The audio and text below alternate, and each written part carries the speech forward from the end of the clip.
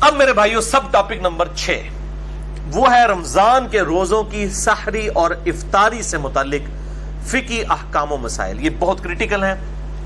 کل انشاءاللہ تعالی ہماری پہلی سحری بھی ہوگی انشاءاللہ تعالی یوم تکبیر کے دن 1998 میں 28 مئی 1998 کے دن پاکستان نے اٹامک بلاسٹ کیے تھے. یوم تکبیر ڈکلیئر ہوا, تو کل یوم تکبیر والے دن 19 سال کے بعد یوم تکبیر والے دن ہمارا الحمدللہ 1438 ہجری کا رمضان مبارک کا پہلا روزہ پاکستان میں انشاءاللہ ہوگا. تو یہ سحری اور افطاری کے فقہی احکام و مسائل. یہ عموماً فقہ کا لفظ جب بولا جاتا ہے تو اس سے مراد کوئی فقہ الاحناف یا فقہ حنفی نہیں ہوتا, بلکہ یہ فقہ الاسلام ہے. فقہ عربی میں کہتے ہیں ٹرو انڈرسٹینڈنگ کو, سمجھ بوجھ کو, کسی بات کو صحیح طریقے سے اس کی تہ تک پہنچنے کو. اسی کانٹیکسٹ میں بخاری اور مسلم دونوں میں حدیث موجود ہے, اور مشکات میں اس کا نمبر ہے 200. حضرت معاویہ ابن ابی سفیان رضی اللہ تعالیٰ عنہ روایت کرتے ہیں کہ آپ صلی اللہ علیہ وآلہ وسلم نے فرمایا, اللہ تعالیٰ جس کے ساتھ بھلائی کا ارادہ فرماتا ہے اسے دین کی فقہ عطا فرما دیتا ہے, دین کی سمجھ عطا فرما دیتا ہے. اور ساتھ ہی فرمایا وَإِنَّمَا أَنَا قَاسِمٌ وَاللَّهُ يُعْطِي, اور میں تو صرف تقسیم کرنے والا ہوں, عطا فرمانے والی ذات تو اللہ کی ہے. یعنی یہ علم دین ہے, سمجھ بوجھ اللہ تعالیٰ کی طرف سے ہے, اور میں جو لوگوں میں ڈسٹریبیوٹ کر رہا ہوں دین کا نالج تو اللہ کی عطا سے کر رہا ہوں. تو یہ اسی پر امام بخاری نے باب بھی باندھا ہے کہ اللہ تعالیٰ جس کے ساتھ بھلائی کا ارادہ فرماتا ہے اسے دین کی سمجھ عطا فرما دیتا ہے. اور یہی وہ آدھا ٹکڑا ہے جس کو بیان کرتے ہیں کہ آپ صلی اللہ علیہ وسلم رزق بھی تقسیم کر رہے ہیں, لوگوں کو اولاد بھی دے رہے ہیں, اور وہ کہتے ہیں دیکھیں جی یہ حدیث ہے کہ اللہ تعالیٰ دیتا ہے میں تقسیم کرنے والا ہوں. یہ دین کے کانٹیکسٹ میں بات ہو رہی ہے. اس حوالے سے میرا ایک پورا الگ سے ایک کلپ بھی چڑھا ہوا ہے بڑا ڈیٹیل, جسے شوق ہو تو وہ یوٹیوب پہ دیکھ سکتا ہے. سحری اور افطاری سے متعلق یہ جو فقہی احکام و مسائل ہیں ان کو ڈیڈکٹ کرنے کے لیے میں کل 17 صحیح الاسناد احادیث ڈسکس کروں گا. اور یہ میں نے 17 کا عدد لیا ہے کہ اہل سنت اور اہل تشیع کا اجماع ہے دن رات میں فرض نمازوں کی تعداد, جو رکعتوں کی تعداد ہے وہ 17 ہے. فجر کے 2 فرض, ظہر 4, عصر 4, مغرب 3 اور عشاء کے 4. یہ 17 حدیث کل 3 ٹاپکس کے اندر ڈسکس ہوں گی. پہلی 7 احادیث جو ہیں وہ سحری سے متعلق, اگلی 5 افطار سے متعلق, اور اس سے اگلی 5 جو ہیں وہ پرٹیکولرلی افطاری کا جو ٹائم کا اختلاف ہے سنی اور شیعہ کا, اس پہ میں انشاءاللہ حق بات جو ہے وہ بیان کروں گا. یہ 17 احادیث ایک انٹلیکچوئل ترتیب کے ساتھ میں نے جمع کی ہیں. ان تمام احادیث کے نمبرز انشاءاللہ میں پرائمری کتاب سے نہیں بلکہ سیکنڈری کتاب جو ہے مشکات المصابیح, جسے میں نے ڈکلیئر کیا ہے مشکات از دا انسائکلوپیڈیا آف حدیث. اہل سنت کی مین سٹریم کی کل کم از کم 13 کتابوں کے یہ نوٹس ہیں. بخاری, مسلم, جامعہ ترمذی, سنن ابی داؤد, نسائی, ابن ماجہ, الموطا امام مالک, مسند احمد اور المستدرک للحاکم, سنن الکبری البیہقی, اور باقی کتابوں میں سے یہ نوٹس ہیں 6294 احادیث, 6294 احادیث. 3 PDF ہماری ویب سائٹ اہل سنت پاک .com پر شیخ زبیر لیزئی رحمہ اللہ تعالیٰ کی تحقیق اور تحکیم کے ساتھ اور تخریج کے ساتھ موجود ہیں. جسے شوق ہو تو وہ ڈاؤن لوڈ کریں. اس میں اس کے نمبرز کے تحت فٹ نوٹ پہ آپ کو پرائمری کتابوں کے نمبر بھی اور ان پہ حکم لگے ہوئے بھی انشاءاللہ تعالی مل جائیں گے. تو یہ میں مشکات پہ میں نے الگ سے لیکچر بھی دیا ہے, مسئلہ نمبر 111B مشکات المصابیح کا مکمل تعارف, وہ ضرور دیکھیں. پہلی حدیث بخاری اور مسلم دونوں میں موجود ہے, مشکات میں 1982. آپ صلی اللہ علیہ وآلہ وسلم نے فرمایا سحری کھایا کرو, سحری کے کھانے میں برکت ہے. یعنی سحری کو ترغیب دلائی گئی ہے کہ اس کو کھانا ہے. یہ اکثر لوگ 8 پیرا روزہ رکھ لیتے ہیں بغیر سحری کو, بڑا فخریہ بتاتے ہیں, جبکہ یہ فخریہ چیز نہیں ہے, تو چھپانی چاہیے. سحری کھا کر روزہ رکھنا یہ برکت کا باعث ہے, اور آپ صلی اللہ علیہ وآلہ وسلم نے اس کی ترغیب دلائی ہے. اسی کانٹیکسٹ میں دوسری حدیث ہے صحیح مسلم کی مشکات میں 1983. آپ صلی اللہ علیہ وآلہ وسلم نے فرمایا ہمارے اور اہل کتاب کے روزوں میں فرق ہی سحری کھانے کا فرق ہے. یعنی یہود و نصارہ کی مخالفت کرنی ہے, وہ بغیر سحری کے روزہ رکھتے ہیں, تم سحری کھایا کرو. وہ رات کو ہی مطلب کھا پی لیتے ہیں, صبح کے وقت نہیں اٹھتے اور پھر اگلے دن اس طرح روزہ رکھتے ہیں ابھی بھی. اور جو مسلمان ہیں ان کے لیے سنت یہ ہے کہ وہ سحری کا اہتمام کریں گے, کیونکہ اہل کتاب کے روزوں میں اور ہمارے روزوں میں سحری کھانے کا فرق ہے. تو جان بوجھ کر سحری نہیں چھوڑنی چاہیے. اگر مجبوراً چھوٹ گئی اور کوئی شخص یہ سمجھتا ہے کہ میں بغیر سحری کے 8 پیرا روزہ رکھ سکتا ہوں تو وہ رکھ لے, لیکن اگر اس کو بعد میں احساس ہوتا ہے کہ میں روزہ نہیں نبھا سک رہا تو روزہ توڑ دے, اس پہ کوئی گناہ نہیں ہے, کفارہ نہیں ہے, ایک روزے کی قضا کر لے گا. اگر کسی کی سحری رہ گئی ہے اور اسے یہ یقین ہے کہ میں روزہ نہیں رکھ سکتا, روزہ نہ رکھے, اس دن چھوڑ دے. اب اللہ تعالیٰ کی طرف سے کیٹاسٹرافک کنڈیشن آئی ہے, وہ ایک روزے کی بعد میں قضا دے دے. اور اگر رکھ بھی لیا ہے اور بعد میں احساس ہوا کہ نہیں نبھے گا تو روزہ توڑ سکتا ہے, اس پہ گناہ بھی کوئی نہیں ہے, کفارہ بھی کوئی نہیں, ایک روزہ قضا کر لے گا.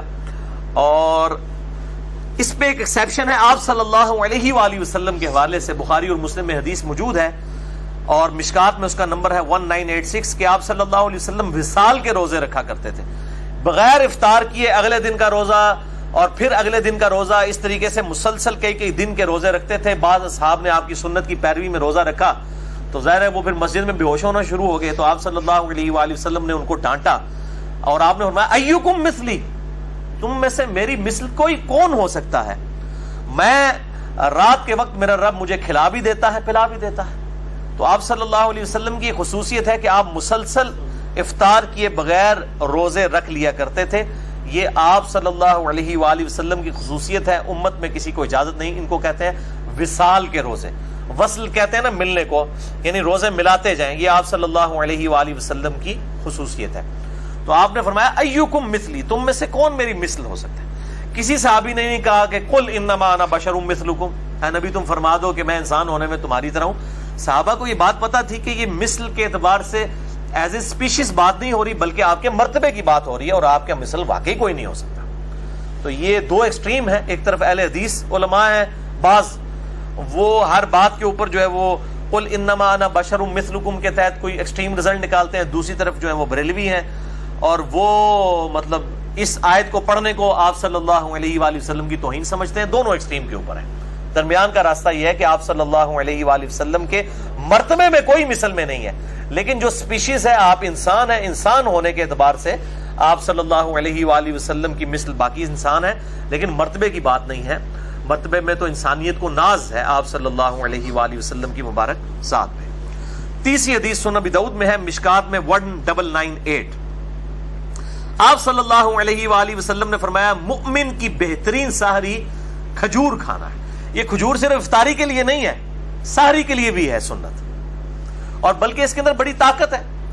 ایک کھجور کے اندر آپ سمجھ لیں تقریباً 2 روٹیوں کے برابر کیلوریز موجود ہوتی ہیں طاقت کے اعتبار سے.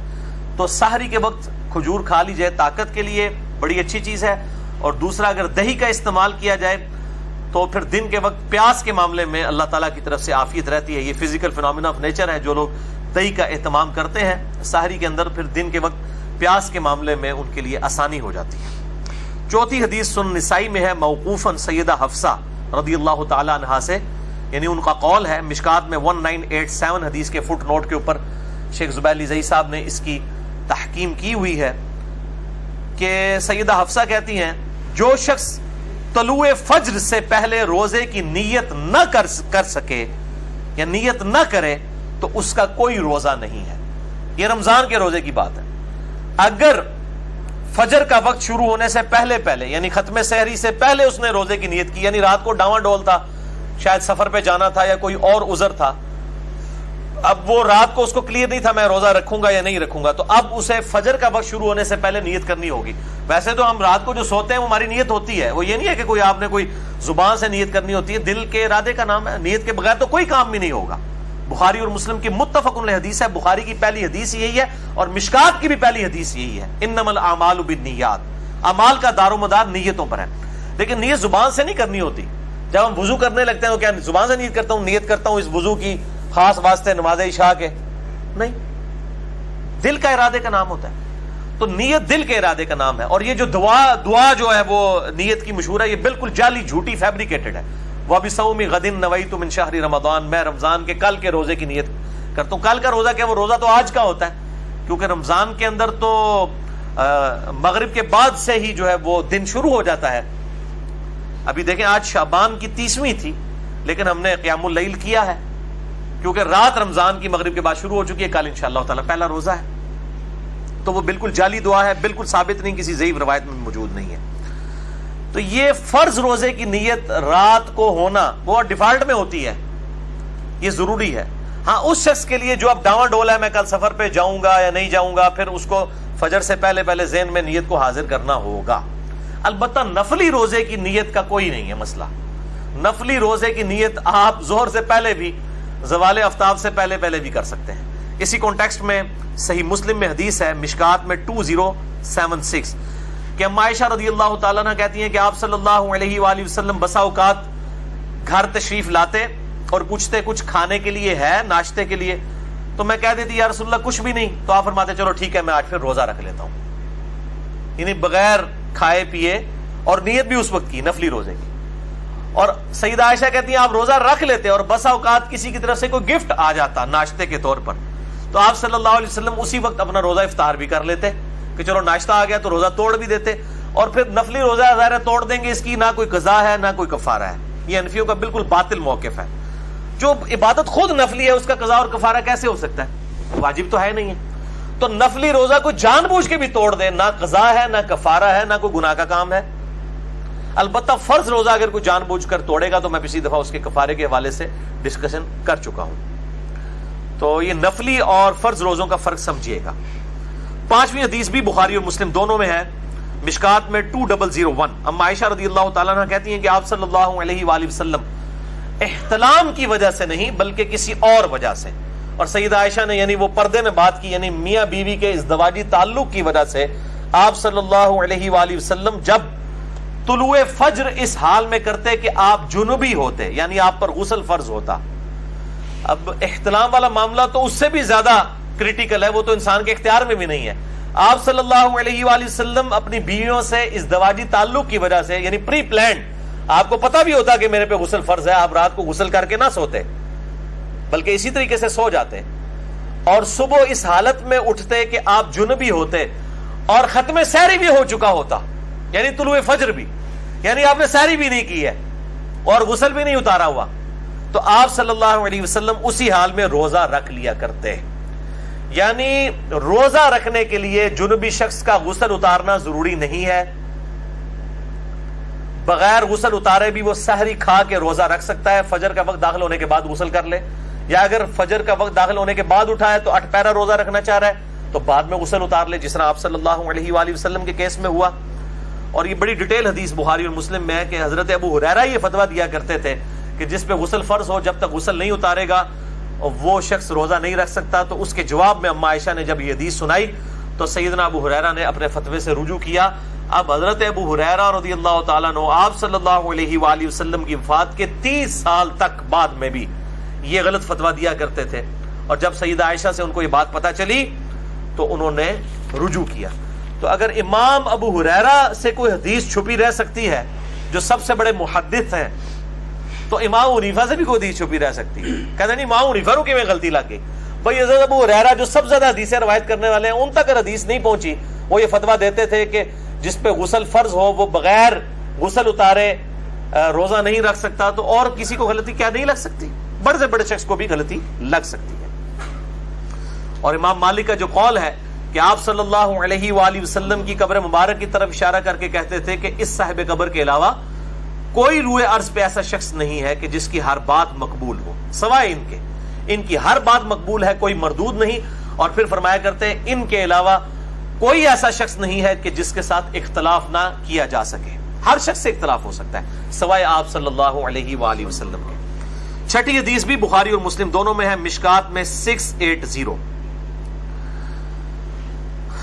سیدنا بلال رضی اللہ تعالیٰ عنہ طلوع فجر سے پہلے اذان دیا کرتے تھے رات کے وقت میں. تو آپ صلی اللہ علیہ وآلہ وسلم نے اپنے اصحاب سے فرمایا کہ بلال طلوع فجر یعنی جو ختم سحری ہے اس سے پہلے اذان دیتا ہے. بلال کی اذان تمہیں کھانے پینے سے نہ روکے, یعنی وہ لوگوں کو اٹھانے کے لیے اذان دیا کرتے تھے. عرب میں اب بھی ہوتی ہے یہاں پر بھی اہل حدیث حضرات دیتے ہیں اذان، یعنی صبح کاذب کے وقت میں، صبح صادق سے پہلے اذان دیا کرتے تھے. تو فرمایا کہ اس کی اذان تمہیں کھانے پینے سے نہ روکے جب تک ابن ام مکتوم اذان نہ دے، سحری کھاتے رہو. اور راوی کہتے ہیں ابن ام مکتوم نابینا صحابی تھے، جب تک ان کو کوئی بتاتا نہیں تھا کہ فجر کا وقت داخل ہو چکا ہے تو وہ اذان نہیں دیتے تھے. ان کی ذمہ داری تھی کہ وہ اذان دیا کرتے تھے فجر کا وقت داخل ہوتے ہی، ختم سحری. یہ آج کل کی اذانوں پہ نہ جائیے گا، بعض کا اذانیں 5 منٹ لیٹ ہو جاتی ہیں. آج کل گھڑی کا اعتبار ہوگا، جو ختم سحری کا ٹائم ہے گھڑی کو فالو کریں، اذانوں پہ نہ رہیں. اذانوں کا تو کوئی پتہ نہیں کس وقت اذان ہو سکتا ہے لیٹ ہو جائے، ہو سکتا ہے جلدی ہو جائے. لوگ اتنا اہتمام نہیں کرتے. تو آپ صلی اللہ علیہ وآلہ وسلم نے فرمایا کہ جب تک ختم سحری نہ ہو اس وقت کھاتے پیتے رہو. اسی کانٹیکس میں صحیح مسلم میں ایک حدیث ہے، جامع ترمذی میں بھی اور مشکات میں ہے 681، کہ آپ صلی اللہ علیہ وسلم نے فرمایا اذان بلال یعنی صبح کاذب کے وقت جو اذان دیتے ہیں تمہیں سحری کھانے سے نہ روکے، لیکن جب روشنی افق پر پھیل جائے یعنی صبح صادق ہو جائے، وہ ٹیولائٹ سا جو ظاہر ہوتا ہے، تو کھانے پینے سے رک جاؤ. یعنی جب ختم سحری کا وقت ہو، طلوع فجر ہو، فجر کا وقت شروع ہو جائے تو پھر کھانے پینے سے رک جاؤ.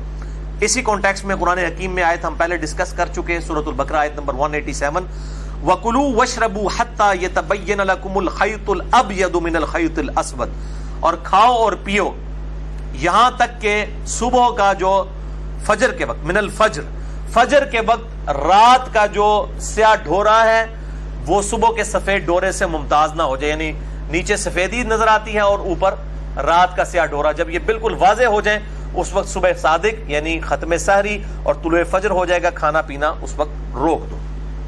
7ویں حدیث سنن ابی داؤد میں ہے، مشکات میں 1988، آپ صلی اللہ علیہ وآلہ وسلم نے فرمایا، یہ بہت کریٹیکل حدیث ہے، اس سے بڑے لوگوں نے غلط رزلٹ نکالے ہیں. آپ صلی اللہ علیہ وآلہ وسلم نے فرمایا جب تم میں سے کوئی اذان فجر سنے اور کھانے پینے کا برتن اس کے ہاتھ میں ہو تو وہ اپنی ضرورت پوری کر کے اس کو نیچے رکھے. اس پہ امام ابو داؤد نے باب باندھا ہے کہ برتن ہاتھ میں ہو اور انسان اذان سنے تو اس وقت کیا کرے. یعنی اگر کھا پی رہا تھا اور اسی دوران اذان شروع ہوئی، اس اذان سے مراد ہے کہ ختم سحری ہوگی، تو پھر وہ جو ہاتھ میں کھانا موجود ہے سامنے برتن میں اور پانی، اس سے فوراً سحری اپنی مکمل کر لے. لیکن یہ اس صورت میں ہے کہ وہ آلریڈی سحری کر رہا تھا. یہ نہیں کہ ایک بندے نے روٹین بنائی ہوئی ہے کہ وہ آخری 2 منٹ میں اٹھ کے سحری کرتا ہے، اس کے لیے نہیں ہے، کیٹاسٹروفک کنڈیشن کے لیے. اور بعض لوگ تو ایسے ہیں جو مطلب آدھا گھنٹہ پہلے سحری کر لیتے ہیں، پھر انتظار میں بیٹھے رکھتے ہیں، جیسے ہی اذان شروع ہوتی ہے کہتے ہیں پانی پی لو، جلدی پانی پی لو. وہ روزہ توڑ رہے ہوتے ہیں، وہ افطاری کر رہے ہوتے ہیں، وہ سحری نہیں کر رہے ہوتے. ان کو بتا دیں آپ افطاری کر رہے ہیں، روزہ تو آپ رکھ چکے تھے، اب آپ نے فجر کے وقت ہی افطار کر لیا اس کو، یعنی روزہ توڑ دیا. میں نے خود یہ آبزرو کیا ہے، 2008 کی بات ہے، میں ایک اہل حدیث مسجد میں اعتکاف بیٹھا اسلام آباد میں. وہاں پہ اجتماعی اعتکاف ہوتا تھا، 500-600 بندے جو ہیں وہ اعتکاف کرتے تھے. تو وہاں میں نے یعنی یہ چیز آبزرو کی کہ لوگ سحری پہلے ہی کر کے فارغ ہو جاتے تھے، پھر 15-20 منٹ تک گپے مارتے رہتے تھے، اور جیسے ہی اذان شروع ہوتی تھی سارے کولر کی طرف بھاگتے تھے. تو میں نے پھر بڑا شور ڈالا کہ میرے بھائی یہ آپ اس طریقے سے چیزوں سے رزلٹ نکالیں گے؟ یہ تو اسی طریقے سے جیسے بخاری اور مسلم میں حدیث ہے، ایک شخص نے رکوع کی حالت میں آ کے آپ صلی اللہ علیہ وآلہ وسلم کے ساتھ جماعت میں شامل ہوا، چونکہ آپ کو پیچھے بھی نظر آتا تھا، آپ نے دیکھ لیا. آپ نے اسے فرمایا آندہ ایسے نہ کرنا کہ تم رکوع میں ہی شامل ہوتے ہوئے چلتے ہوئے آئے ہو. تو اب آپ صلی اللہ علیہ وآلہ وسلم ایک چیز سے منع فرما دے اور ایک بندہ اس کی روٹین بنا لے اور پھر کہ جی رکوع میں رکعت مل جاتی ہے، اتنا غلط رزلٹ نکال لے. یہ بالکل اسی طریقے سے غلط رزلٹ نکالا ہوا ہے. یہ تو ہے اگر کوئی کھا پی رہا تھا اس دوران اذان شروع ہو گئی تو اب اس کو اجازت ہے کہ وہ اس کو کنٹینیو کرے. اور اس میں سحری اور افطاری کے لیے صرف ٹائم اور گھڑی کا اعتبار کیا جائے. گھڑی سٹینڈرڈ ٹائم ہونی چاہیے، اس کو فالو کریں.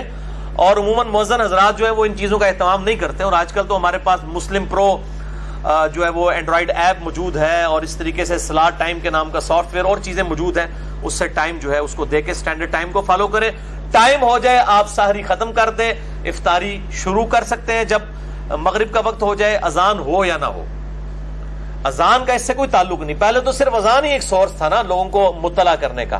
اب ہمارے پاس اس سے بھی ایک بہتر سورس ہے بالکل ٹائنیز ڈیٹیل تک. ہم اذان کے اوپر ریلائی نہیں کریں گے صرف, کیونکہ اذان کی گارنٹی نہیں ہے کہ وہ ٹائم کو دیکھ کے دے رہے ہیں یا نہیں دے رہے, بد احتیاطی بھی ہو سکتی ہے اس حوالے سے. تو ایک ایکسٹریم پہ تو یہ لوگ ہیں جو یہ کھانے پینے والا معاملہ جو ہے وہ موقوف کر کے پھر اذان کے وقت پانی پی رہے ہوتے ہیں, اور دوسری ایکسٹریم پہ وہ لوگ ہیں جو اس فیسلٹی کو چھیننا چاہتے ہیں, خصوصاً ہمارے حنفی بھائی. وہ کہتے ہیں نہیں جی جناب, جب ٹائم ختم سحری ہو گیا, چاہے ہاتھ میں بھی برتن تھا, ادھر ہی نوالا آپ چھوڑ دیں گے, آپ اس کو مکمل نہیں کر سکتے. تو وہ بھی دوسری ایکسٹریم کے اوپر ہے, اور وہ کہتے ہیں یہ کیسے ہو سکتا ہے کہ اب ٹائم ہی ختم ہو گیا تو اب وہ کھانا پینا اب بھی جاری رکھا جائے. تو یہ میرے بھائیوں ٹرانزیشن پیریڈ ہے, یعنی انتقالی وقفہ ہے. یہ نہیں ہوتا کہ وہ آج جس طرح کل انشاءاللہ تعالی 3:20 کے اوپر اسلام آباد میں ختم سحری ہے, یہاں پہ 3:17 بنے گی, تو ایگزیکٹ 3:17 جب جہلم میں ہوئے ہیں تو ایگزیکٹ اس وقت کوئی ایسا بم پھٹا ہے اور جناب طلوع فجر ہو گئی ہے. وہ آہستہ آہستہ جو ہے وہ صبح کاذب جو ہے صبح صادق میں داخل ہونا شروع ہوتی ہے, یعنی ایک ٹرانزیشن پیریڈ ہوتا ہے. اور اگر وہ ایک دم بھی داخل ہو رہی ہے تب بھی کوئی ایشو نہیں ہے. اس کے سپورٹ میں ایک حدیث ہے جو بخاری اور مسلم دونوں میں موجود ہے, مشکات میں 601 ہے کہ آپ صلی اللہ علیہ وآلہ وسلم نے فرمایا, جس نے سورج نکلنے سے پہلے فجر کی ایک رکعت پا لی اس نے فجر کی نماز پا لی, اور جس نے غروب آفتاب سے پہلے عصر کی ایک رکعت پا لی اس نے عصر کی نماز پا لی. یعنی اگر کوئی لیٹ ہو گیا تھا مجبوری کی وجہ سے, اور غروب آفتاب جس طرح کل اسلام آباد میں 7:10 پہ ہے, یہاں پہ 7:07 پہ, تو کوئی شخص 7:06 کے اوپر عصر کی نماز شروع کرتا ہے مجبوراً لیٹ ہونے کی وجہ سے, اور ایک رکعت اس نے غروب آفتاب کے وقت سے پہلے پا لی, اور باقی 3 رکعتیں اس کی مغرب کے وقت میں بھی ہوئی تو اس کی نماز ہو جائے گی. اسی طریقے سے فجر والا معاملہ بھی ہے. اب حنفی عصر والا مانتے ہیں, فجر والا نہیں مانتے. افتؤمنون ببعض الکتاب وتکفرون ببعض. حالانکہ ایک ہی حدیث میں ذکر ہے کہ جس نے طلوع فجر سے پہلے, طلوع آفتاب سے پہلے فجر کی ایک رکعت پا لی اس نے فجر کی نماز پا لی, اور جس نے غروب آفتاب سے پہلے عصر کی ایک رکعت پا لی اس نے عصر کی نماز پا لی. یہ دونوں ایک ہی حدیث میں موجود ہیں. وہ کہتے ہیں نہیں فجر کی نہیں ہوتی, عصر کی ہو جاتی ہے, اور آگے پھر لاجکس دیتے ہیں جی عصر کا وقت چونکہ مغرب میں داخل ہو رہا ہوتا ہے تو مغرب خود نماز کا وقت ہے, اور دوسری طرف جو ہے وہ فجر کا وقت زوال کے وقت میں داخل ہو رہا ہوتا ہے مکروہ وقت میں, اس لیے وہاں پہ نہیں ہے. یہ جو لاجکس نکالتے ہیں نا, ان کے لیے پھکی میرے پاس ہی ہے. ان سے یہ پوچھیں کہ پیشاب جو ہے یہ زیادہ ناپاک قطرہ ہے یا منی زیادہ ناپاک ہے, تو یہ کہیں گے جی پیشاب, کیونکہ منی تو انبیاء کی پیدائش کا سبب بھی ہے, تو پیشاب تو زیادہ نجس ہے. لیکن پیشاب کے نکلنے سے غسل فرض نہیں ہوتا, اور منی کے نکلنے سے غسل فرض ہو جاتا ہے. اب ان کی ڈاکٹرائن مان لی جائے تو پیشاب کے بعد بھی غسل فرض ہونا چاہیے, کیونکہ انٹینسٹی زیادہ ہے نا پیشاب کی پلید ہونے کی. یہ میں نے پکی اینٹی وانم الزامی جواب دیا ہے. جو یہ کہتے ہیں کہ نہیں جی عصر کی نماز ہو جاتی ہے, فجر کی اگر کسی نے ایک رکعت پا لی اور اس کے بعد سورج نکلنا شروع ہوا تو وہ اس کی نماز نہیں ہوگی, دوبارہ ہی پڑھنی پڑے گی, تو یہ بالکل غلط ہے. اس حدیث کے تحت میرا اجتہاد اور قیاس ہے اس حدیث کو جو ابو داؤد کو سپورٹیو ہے مشکات میں 1988 کہ اگر کسی کے ہاتھ میں برتن ہے اور اس دوران اذان شروع ہوئی ہے تو وہ کھانا پینا وہ فوراً اپنا مکمل کر لے. یہ نہیں ہے کہ 20 منٹ اذانیں ہو رہی ہے تو وہ اٹھے ہی اذانوں کے وقت. آج کل اذانیں بھی بڑی لمبیاں ہوندیاں نے, وہ کہتے ہیں آخری اذان تک کھاندے رہو. آخری اذان نہیں پائی جی, ایک اذان جیڑی اس ٹائم دے وچ ہوئی ہے, ایگزیکٹ اس وقت جو سٹینڈرڈ ٹائم کے مطابق, اس اذان کے اندر اندر آپ نے کھانا پینا مکمل کرنا, یعنی 1.5 منٹ کے اندر اندر اپنا آپ کو مکمل کریں. بالا ہم تو اس طرح کی کوئی حرکت نہیں کرتے, نہ رسک لیتے, ہم تو 10 منٹ پہلے ہی روزہ بند کر دیتے ہیں. اتنا رسک لینے کی کیا ضرورت ہے کہ بالکل آپ ایج کے اوپر جا کے سحری والا معاملہ کرنا شروع کر دیں. اب میرے بھائیوں اگلی 5 احادیث افطار سے متعلق ہیں. پہلی حدیث جامعہ ترمذی, سنن ابی داؤد, سنن ابن ماجہ, مسند احمد میں ہے, مشکات میں 1990. آپ صلی اللہ علیہ وسلم نے فرمایا جب تم میں سے کوئی افطار کرے تو کھجور سے کرے کہ وہ باعث برکت ہے, یعنی فوراً طاقت آ جاتی کیلوریز. اگر کھجور میسر نہ آئے تو پانی سے افطار کر لے, وہ باعث طہارت ہے, یعنی کھجور یا پانی. یہ بعض لوگوں نے کہا جی نمک نال بھی کر لے, اے بھی نہ ہوئے کولوں لا لیندے چیزاں, بھائی نمک کا کدھر ذکر نہیں ہے, کھجور اور پانی کا ذکر ہے. دوسری حدیث جامعہ ترمذی اور سنن ابی داؤد میں ہے, مشکات میں 1991. آپ صلی اللہ علیہ وآلہ وسلم نماز مغرب سے پہلے چند تازہ کھجوروں کے ساتھ افطار کیا کرتے تھے. اگر کھجور نہ ہوتی تو آپ صلی اللہ علیہ وآلہ وسلم چند چھہارے کھا لیا کرتے. یہ چھہارے کھانا بھی سنت ہے, اور یہ جو بد دی جاتی ہے نکاح کے موقع پر یہ میٹھا تقسیم کرنا, یہ بھی سنت ہے. اگر چھہارے بھی نہ پاتے تو پانی کے چند گھونٹ پی کر آپ صلی اللہ علیہ وآلہ وسلم افطار فرما لیا کرتے. تو پانی سے بھی افطاری ہو جائے گی, یہ کوئی گناہ کا کام نہیں ہے. اکثر لوگ ضروری کھجور ہی تلاش کر رہے ہوتے ہیں, اگر کھجور نہیں ہے تو پانی کے ساتھ بھی روزہ افطار کرنا سنت ہے, یہ کوئی عیب والا معاملہ نہیں ہے. تیسری حدیث سنن ابی داؤد میں ہے, بڑی کریٹیکل ہے, میں اس کا نمبر بھی بتا دوں 2357 اور مشکات میں 1993 کہ آپ صلی اللہ علیہ وآلہ وسلم جب روزہ افطار کرتے تو آپ صلی اللہ علیہ وآلہ وسلم یہ دعا پڑھا کرتے, ذهب الظمأ وابتلت العروق وثبت الاجر انشاءاللہ. پیاس چلی گئی, رگیں تر ہو گئیں. یہ افطار کے بعد پڑھنا ہے جب رگ واقعی تر ہو جائے, پہلے نہیں. اور اللہ کے حضور انشاءاللہ ہمارا اجر پکا ہو گیا. تو یہ آپ صلی اللہ علیہ وآلہ وسلم دعا پڑھا کرتے تھے. مشکات میں اتنی الفاظ ہیں, ابو داؤد میں پوری حدیث ہے, سنن ابی داؤد 2357. وہ تابعی کہتے ہیں کہ عبداللہ بن عمر کو میں نے دو کام کرتے ہوئے دیکھا ہے.